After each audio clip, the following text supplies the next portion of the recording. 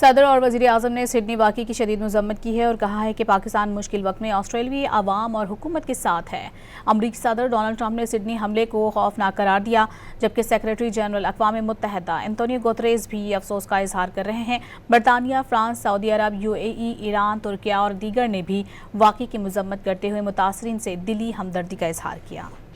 Sydney firing واقعے کی عالمی سطح پر شدید مذمت کی جا رہی ہے۔ وزیر اعظم شہباز شریف نے سڈنی حملے کے متاثرین سے دلی ہمدردی کا اظہار کرتے ہوئے کہا کہ پاکستان ہر قسم کی دہشت گردی کی مذمت کرتا ہے، مشکل وقت میں آسٹریلوی عوام اور حکومت کے ساتھ کھڑے ہیں۔ امریکی صدر ڈونلڈ ٹرمپ نے سڈنی حملے کو خوفناک قرار دیا۔ وائٹ ہاؤس میں کرسمس تقریب سے خطاب میں انہوں نے کہا کہ یہ حملہ یہود مخالف تھا۔ سیکریٹری جنرل اقوام متحدہ انتونیو گوتریز نے سڈنی حملے پر شدید افسوس کا اظہار کیا۔ برطانوی وزیر اعظم سر کیئر اسٹارمر نے حملے کو قابل نفرت قرار دیا۔ فرانسیسی صدر میکرون اور قطر کی وزارت خارجہ نے بھی سڈنی واقعے کی شدید مذمت کرتے ہوئے متاثرین کے اہل خانہ سے تعزیت کی۔ سعودی عرب، متحدہ عرب امارات، ایران، فلسطین، اٹلی، اسپین، سویڈن، ناروے اور ترکیہ نے بھی واقعے پر افسوس اور متاثرین سے ہمدردی کا اظہار کیا۔